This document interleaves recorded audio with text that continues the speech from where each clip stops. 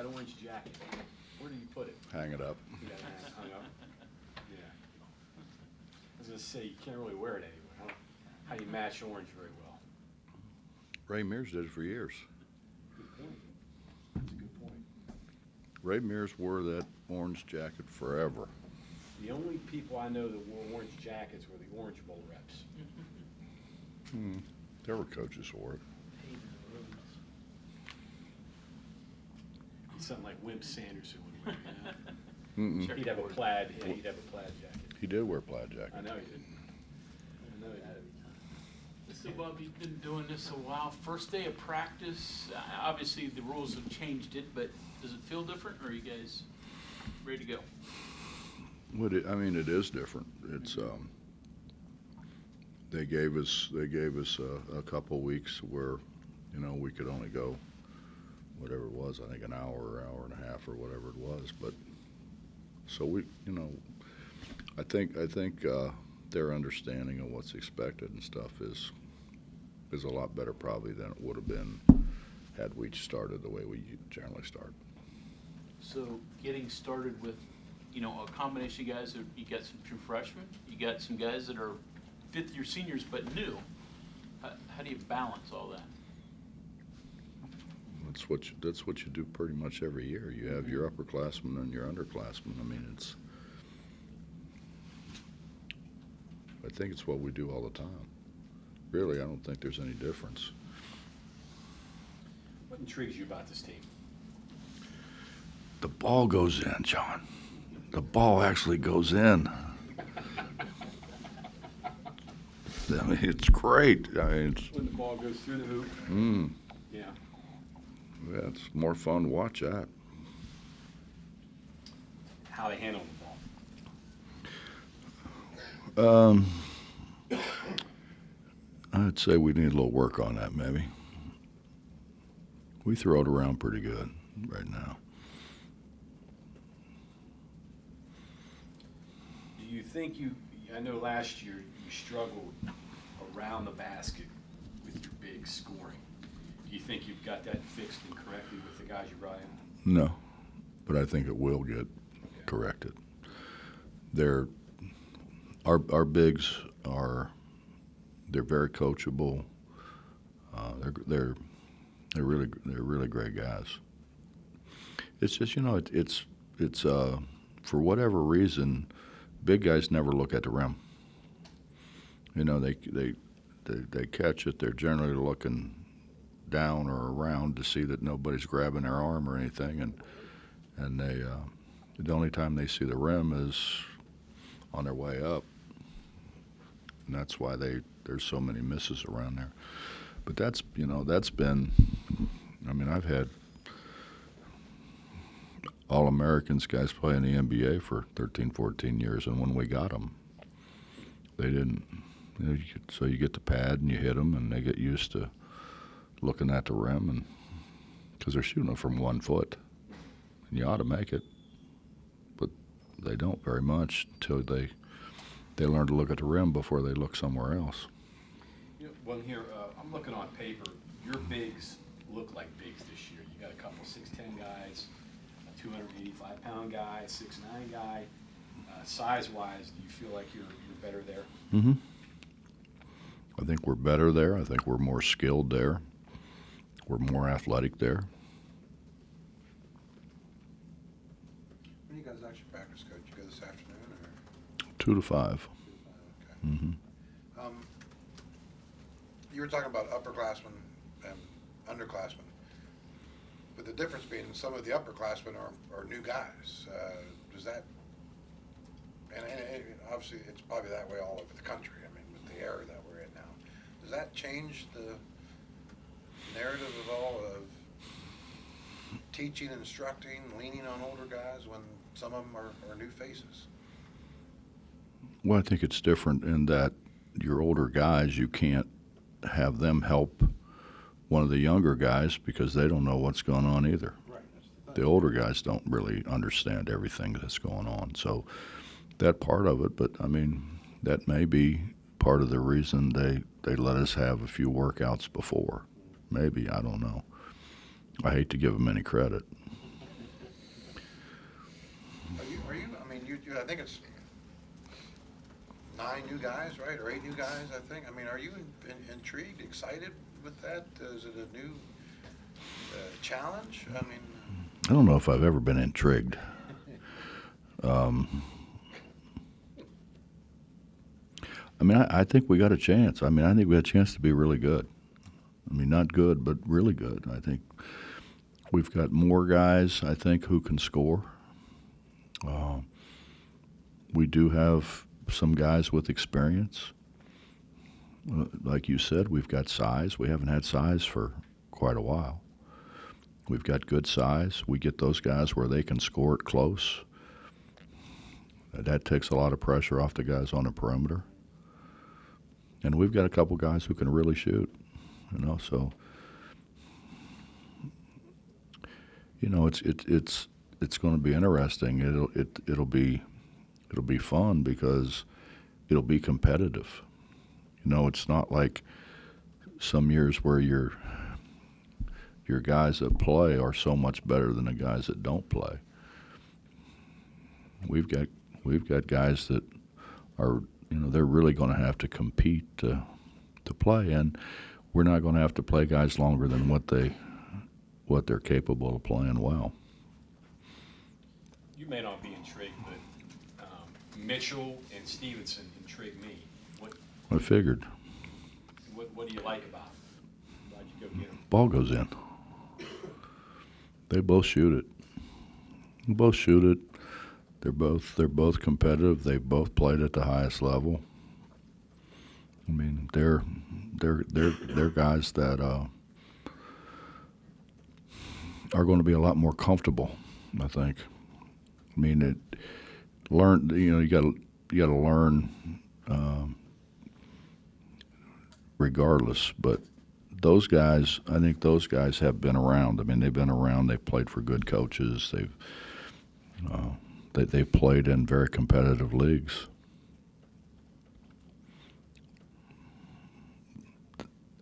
If anybody ought to be ready to go, it ought to be those guys. What about Emmett? How's he different than when he was before? Better, worse? Ball's going in. Yeah, the ball's going in. He's not slinging it from over his head. His mechanics are really good. He's a much better offensive player, I think, than he was when he left. And he was a very good defender before. I mean, he's going to give us. And we actually played him at 4 because we had to. But I think, well, I'm sure we can play him at 3 now, which will really help us rebound at both ends. Coach, kind of curious about your point guard situation Mm-hmm. this year compared to last year. Last year, Keedy got kind of thrown into it a little bit last year, and Kobe was a 18-year-old freshman, so he's a year older. Keedy's gone through it now, and then you bring Joe in, experienced guy from Iowa. Could you kind of compare point guards this year to last year, the differences? Well, I mean, obviously, Keedy is the guy who's probably the best right now because he knows what's going on. He's been through a whole year.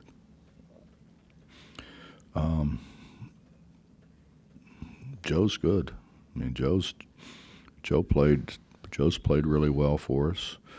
I mean, actually, all those returning guys have played really well for us. They know what they're doing. They're comfortable. It's one thing when you're looking around like, what am I supposed to do? And another when you know what you're supposed to do, and it's much easier. Kind of what Kobe went through last year, right? Well, we kind of threw Kobe out there because we kind of had to, and he wasn't a point, really. We can play him at point now. We could play him at 2 because he's got size, he's got strength. He's had a really good he's worked well up to this point, and he's a guy who's going to play minutes because he can give you something at a lot of positions. Is Matthews grabbing a leadership role? I would think he would be the most likely guy out there. Not, I think he will, Bob, but he hasn't. I think he's just trying to. I don't want to say fit back in because he fits in, but he's just trying to. I think a lot of them are.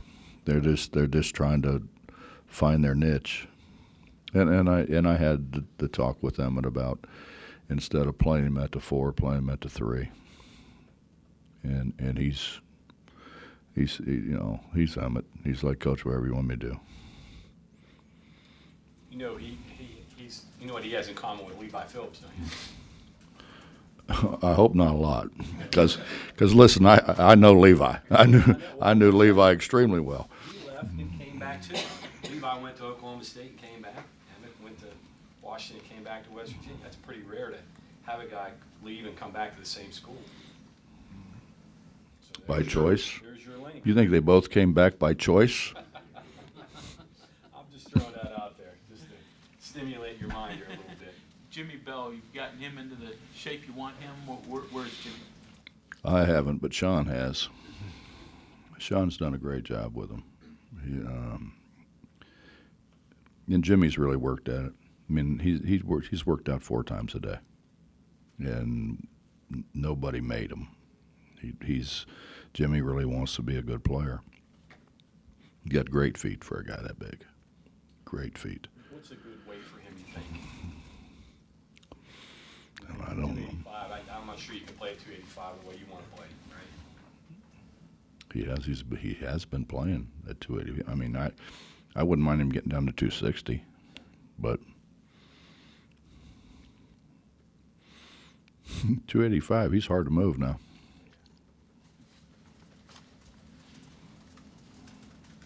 Hey, Bob, if you play Emmett at 3, I'm just looking at your roster. You have a lot of guys who can play 4. How would you work out 4 or 5 combos with him as a 3? Mike, I hadn't even thought about all that yet. I mean, honestly, I haven't. It's going to be like any other time. I mean, they're going to compete against each other in practice.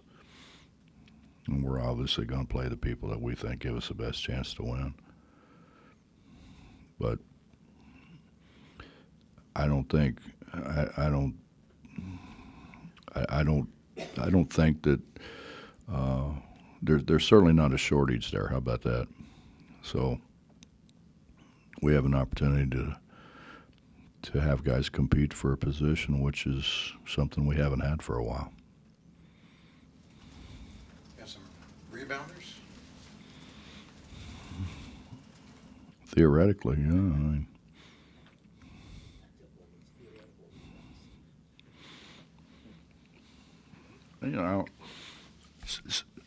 so I was in Springfield and spent 3 days with Kenyon, and we wouldn't have anybody like that. I mean, probably never will again.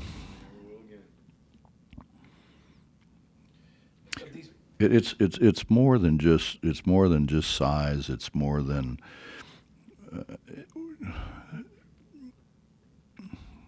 Danny Fortson, for instance. Danny wanted to score so bad that Danny always found the ball, and hopefully we can get some guys like our guys are active.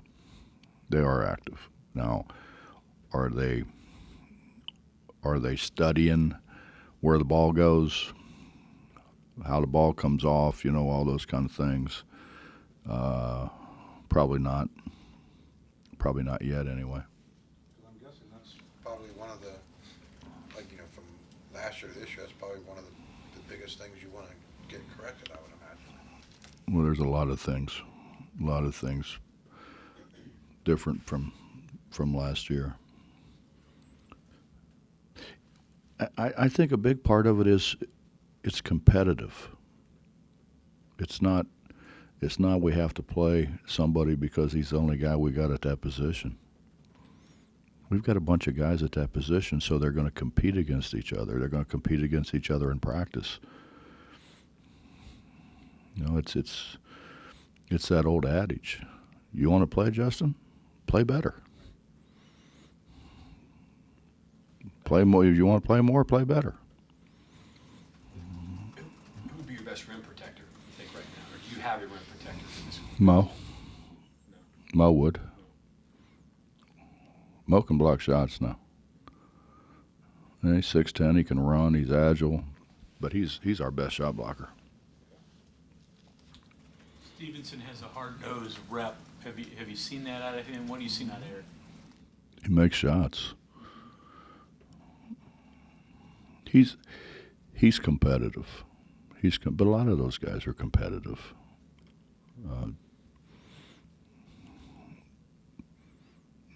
Eric's a guy that he played for Frank, so it wasn't hard for me to do research on Eric having played for Frank.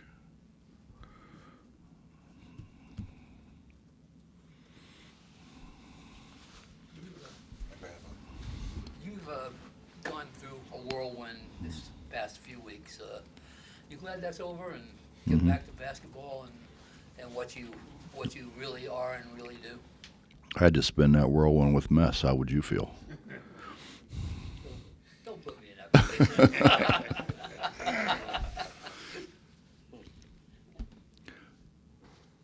Yeah, I'm glad it's over, but it's the good part of it is you get to see a bunch of people that you haven't seen in a long time. I mean, I walked out of my room, I'm getting ready to walk down the steps, and somebody yells at me, "You don't speak anymore?" And I turn around, it's Isaiah Thomas. So that you don't get to see the people like, I guess you don't. It's people that you haven't seen for sometimes quite a while. Well, maybe sometimes never. But Ask you this: you had your 69th birthday just now. You I thought it was 59. 39 was Jack Benny. 69th birthday, got in the Hall of Fame, got a brand new team. You ever? What is it? Is it the competition that keeps you going? I'm going to say, in the last 5-6 years, you had a couple of teams there. You had Oscar to deal with. You had Asa, and I mean, it's been. It hasn't been a Of all people, I'm not going to leaving it the way it was. That can't happen. I'm excited. I mean, we weren't very good. In fact, at times we were bad. And the gratifying thing is, look around the Coliseum and there's 14,100 people in there. Just think what's going to happen when we're really good. We should have 14,300 every game. Well, you have the bodies to press if you want. Mm-hmm. Yeah. And I honestly think we can throw numbers at people. I think we can continue to throw fresh bodies out there at a lot of positions. Any guys emerging as leaders, early on? Believe it or not, Eric's Eric kind of leads whether they want him to or not. He's the alpha of the group. I played for Frank, so did you know that about him? I got a scouting report from Frank.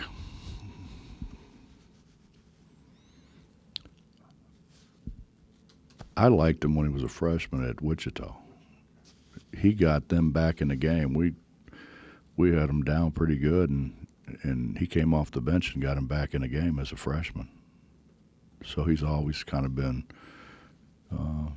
intriguing to watch. Okonkwo and his development, Jamel, some of the other guys returning. Well, James is getting better and better. He kind of plays a little bit too fast right now for his own good, but he can block shots, he can rebound, He can run. He's going to be a factor for us. He's physical. I think he'll be a factor. I mean, he's honestly he's the only guy who can keep Jimmy off the glass. Just kind of think about your numbers here. If you had to play a game tomorrow that counted, would you know who I mean, could you even come up with a starting five at this point? I could come up with one. Probably wouldn't be right, but I could come up with one. I guess that's, excuse me, a good problem to have, right? I mean, in some ways. I think we can be really versatile. I think we can look at film from other people and maybe be able to do a better job of attacking them. Because we can do it in a multitude of ways. This is the most depth we've had in a long, long time. And they get along. You know, there's no bickering or bitterness or anything like that. They all understand they've got to compete for a position, and you know they really have. And going at each other the way they go at each other has been good for them. I mean, I got no complaints at this point in time. I'm also interested in the schedule. I mean, is this going to be a survival of the fittest with some of these games you've got on the schedule this year? Well, it's the Conference? hardest non-conference schedule I think we've played, maybe ever. But we'll find out. We'll find out if we're any good. I mean, if we're as good as we hope to be, it's not a big deal. You know, you would think though that people who have something to do with scheduling would be smarter than to think that if we play Xavier in the championship game out there, then do we have to turn around, get on a plane, and fly to Xavier again? I mean, and it's a challenge. It's the Big East versus the Big 12. You would think that you could come up with a better idea than that. Why would you put somebody who's in a tournament who has a chance to win the tournament like what? There's 5 of us, 6 of us, whatever in that field. It just doesn't make any sense to me. You also play Duke, Gonzaga out there. You got But we Auburn. wouldn't have to fly to Duke and play them again. That's true, yeah. We wouldn't have to fly to Gonzaga and play them again. I mean, we're going to play them in a 3 or 4 day in between. I mean, why? That would be an easy scout. Yeah, but why? I mean, why don't we play somebody else in it, or why don't we play them a little later? It just to me, it doesn't make any sense. You with this challenge, I mean, some people were picking Xavier to win the Big East. Some people were picking Auburn to win the SEC. So you drew the 2 best teams in these challenges, probably, possibly. Well, hopefully that means they think we're pretty good. But I mean, I just think it's nuts to turn around and fly however many it is, 3,000 miles to go back and play the same person you just played. That just, to me, doesn't make much sense. Bob, how has the transfer portal changed recruiting for you and roster construction? I thought I'd hate it. And I like it. I do like it. You know, the bad thing is the last time I checked, there were 460 kids still in a portal, don't have a place to go. That's wrong. But I mean, I guess as long as you're able to pick out who you want, it's like we did. It was pretty good. I kind of liked it. But it really, you know what it is? It's nothing more than people transferring in. I mean, there's no difference really in that than people transferring in, other than they let everybody jam into this portal, and there's no possible way that everybody's going to find a home. And that's not good. You pick right, you can get right pretty fast. I mean, we're seeing football right now. Mm-hmm. Look at Kansas, how they flipped it around. I mean, you can do that in basketball too. Yeah, I mean, they can fill more spots than we can, but yeah, we have. I mean, we've gotten probably two of the best guys in the portal. But I mean, the best guys are whatever fills your needs. So, but I don't mind it as much as I thought I would. But it still bothers me that there's 460 kids without a place to go. Change team building. It's not any different transfers. Coach, along those lines with Emmett, so I'm assuming one of the coaches sees his name when he first pops up into the portal, and, He called me. oh, he called you, okay. Well, that kind of ruins my question. I was wondering, did you I was know- trying to run your question. Well, I'm wondering if there's, you know, if you guys were even wondering if he would want to come back here, but obviously he did. I mean, You know, Justin, believe it or not, I have communication with most of those guys that transferred. You know, I mean, I transferred. I mean, I understand. I just talked to Jordan the other day for quite a while. You know, Emmett calls. It's because they left doesn't mean we don't communicate. I mean, so he calls you up and says, "Hey, coach, I want to come back," or how does that? yeah, we want to come back. I mean, his sister never left. His sister's still here. Okay. I mean, you could be pissed off and not take the call. With my personality, But I mean, you know what I mean, though? I mean, you could say, well, nah, you moved on, let's move on. I mean, why change your mind? I thought the world of Emmett when he was here. He had a situation he needed to go get closer to home. You know, if I had people ill in my family, or you know, getting up where you know you wonder how much longer they're going to be around. I'd have went home. I mean, actually, I did. I mean, I came back here. I loved it to see my grandparents. Both sides. What are your thoughts of the two Josiah freshmen? He's playing well. He's playing well, and you got to give him a lot of credit. He's a West Virginia kid who wanted to play at West Virginia, and he's competitive. I mean, he makes things competitive. You look at our point guard position; it's very, very competitive, which is really good. I think that'll bode well for us. I think in the future. Any other Josiah? He's playing well too.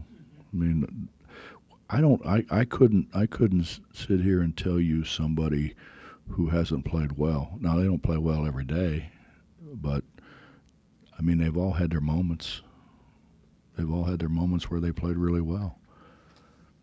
And that's not easy because it has been very competitive.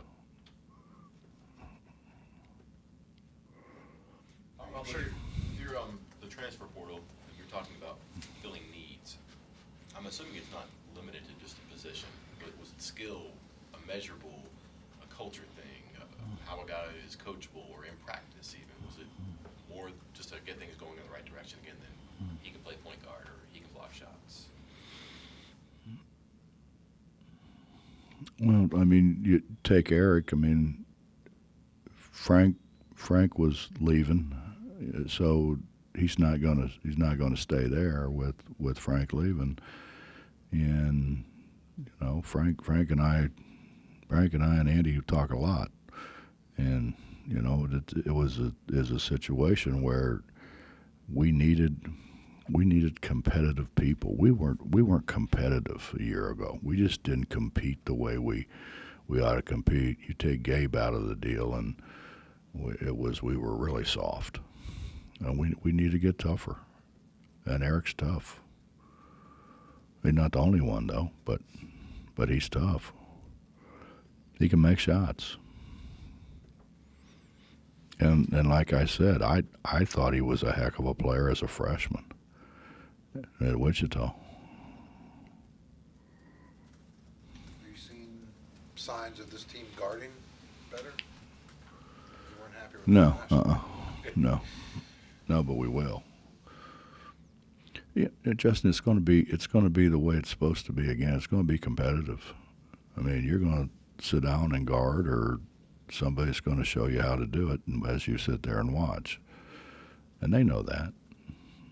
They know they're going to have to compete. They know they're going to have to guard. I mean, have we guarded well, to this point? No, but we will. We will, or they'll spend more time watching than they will playing. They know that. It's the way it's supposed to be. I'm sure you expected good things out of Joe Mazzulla when he got into the coaching track. Could you have imagined he'd become an NBA head coach in 10 years? No, absolutely not. But, I mean, Joe had his mind set on what he wanted to do. He got the year coaching at Fairmont, and he was with Jared, I think, for a year as well. So he got experience. It's not the same. It's a completely different animal. But he got the opportunity to sit on the bench and watch how it was done, and Joe will watch and learn.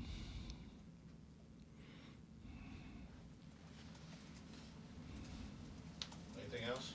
Is that ability to watch and learn what will ultimately make them successful in that role?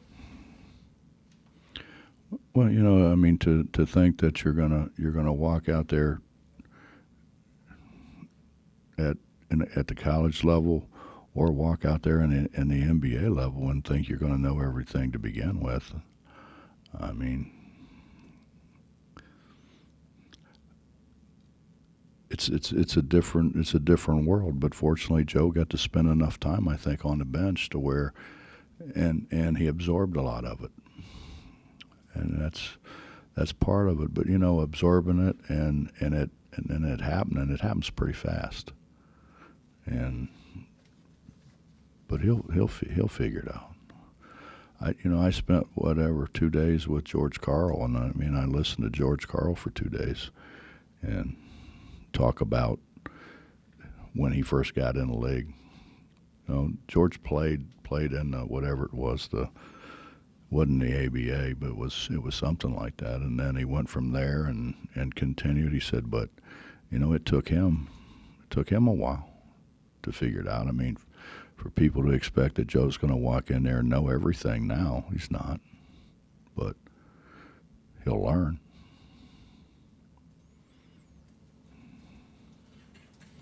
You had a chance to go in the league, and you turned it down. Multiple times. You ever regret it? Ever wish you answered that challenge and seen what it was like? No, I've never regretted it. I've regretted the paychecks quite a few times, Bob. But the first time was Miami, and that was when that was before Rouse was the coach, and I ended up sitting in this big room at this big table with Mickey Erzen, and we're sitting there looking at each other, and Mickey said to me, he says, Coach, I wish I could ask you some questions about basketball, but quite frankly, I really don't know much about basketball. I said, Mickey, that's the damnedest thing, because I've been sitting here thinking I should ask you about ships, and I don't know a damn thing about ships. That was my first interview, Bob. How'd I do? Obviously, you did great. No, I mean, I had opportunities. I just didn't think that was me. I enjoy being around, watching guys get better, watching guys grow up, watching guys like Joe Mazzulla go do things like he's doing now. you know, Alex is back now. He's done playing. Listen to those guys come back. We sit around with Nate Adrian and talk about the difference between playing here and playing in Europe, and you know, it's fun. It's more what I wanted to do, and I'm sure, Bob, a lot of that was, you know, growing up in a trailer with my dad, you know, because he was a high school coach who had many opportunities to go coach in college, and he said, no, that's not what I want to do. And so I guess I'm more like my dad than I thought I was sometimes. Alex's title, GA, Mhm. what you call him? How about having the Big East, the Big East Scholar Athlete of the Year be a GA? How many times that happen, Miss? Not very often, though. And talking with Josh earlier, he's still gonna kinda handle your scheduling on top of his, He's going to help. He's going to help Trent just still until Trent, you know, gets his feet down solid. I mean, he's going to run it by me anyways. I'm going to say yes or no, so it's not that big a thing. It's like the old Abraham Lincoln deal, right? You have the final vote. Your vote counts the most. I have the only vote.